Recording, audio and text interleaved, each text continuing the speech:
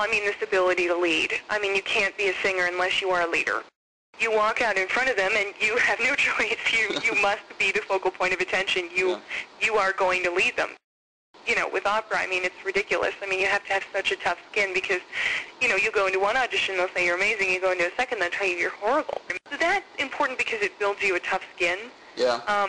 You end up just with skin so thick that nothing scares you. You know what I mean? Like, you'll just walk up to anyone, or you'll start anything, or you make any phone calls, or go in front of anybody, you know, because you've got that strength behind you.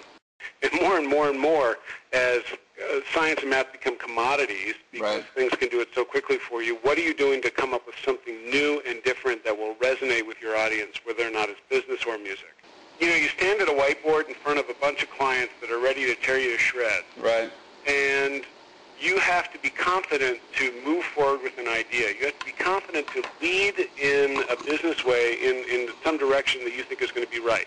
Right. Like, you're in the middle of a song, you got your guitar in your hands, and you know you're in B, ready, go. Right. And that moment of what am I going to play here, what am I going to do here, is absolutely the same as standing at a whiteboard, because you've got an audience. The audience is wanting to know what you're going to do. Right. One's a little bit more hostile than the other, but not always. And they can both be hostile. and you really have to, A, trust your team. B, you have to trust your creativity. And you have to be willing to take a risk. There's somebody singing in a bar, you know, on Bourbon Street or whatever, that is a better piano player than Billy Joel or Elton John. And that is one thing that I definitely learned from my music career, which is just being great doesn't necessarily mean you're successful. Right. You can't just go back and practice for another 13 hours a day and suddenly get signed. In the same way, you may not, it may not be about just making a better product with 12 new features or cutting your price by 32%. You've got to find ways to get into the public eye, get noticed, and make sure that people are out there. I learned how to be improvisational, improvise when I was singing. You know, I would get on stage, and sometimes I wouldn't know the words, and I'd improvise, or I want to take the van, we'd take it somewhere else, we'd improvise with these arrangements that we created on stage that were just wonderful. Right. Well, the same is true for business. Yeah. Sometimes business don't go as planned. Yeah. And you got to improvise. Yeah. And you got to think on your feet. You got to come up with some new strategies. Let's try this. Let's go here. And so think about it in business. You've got a business plan, and you've thought it through, or you've practiced it, but something changes, and you can then take that business plan and flip it or change it or alter it or augment it or diminish it. Yeah. And it has an impact on your business.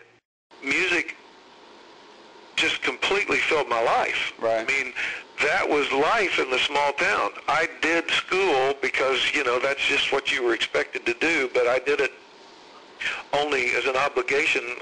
Every waking moment I wanted to be involved in music someplace.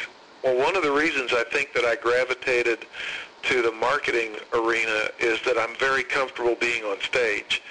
I like being in front of people. Right. And so the sales and marketing role that I'm in the direct mail marketing business. Right. Pitching concepts,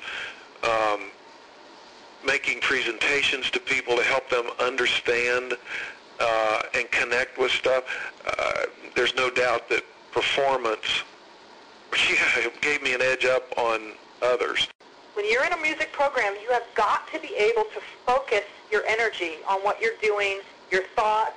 You can't be all over the place. You've got to discipline yourself and focus, mentally focusing and being able to push through discomfort and, I guess, inconvenience to gain a result, you know, a good result. The tendency is to slide towards the kids who are getting it right away. They get it. They find the system, they work the system, and they get rewarded by the system. Yeah. With the honor societies and this and then that, and then the pictures in the able. You know what? That's great. Those kids are working hard for that. The musicians in your schools need support, and it's not about making them musicians for life.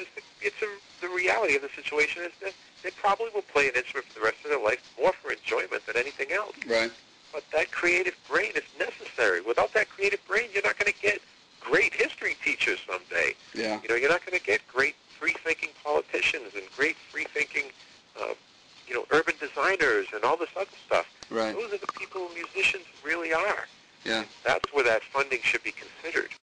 And when it comes to success in business, I think the first place that people fall down and fail is by refusing to own up to their actual dream. Rock bands teach us that the actual dream is to be world famous, to play huge arenas and change people's lives.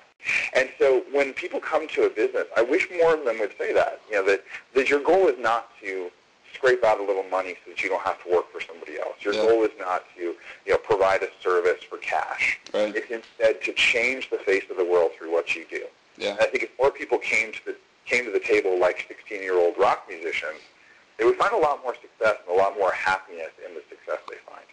Here's what people say. When I ask people to tell me what are the 5 most important things in life, period, even though the order is different, people usually say their spiritual relationship, their relationship with their spouse and children, their physical well-being, their financial well-being, and music. Yeah. I mean, it might be in a different order for different people, but typically people who've kept music into later life rank it as being one of the 5 most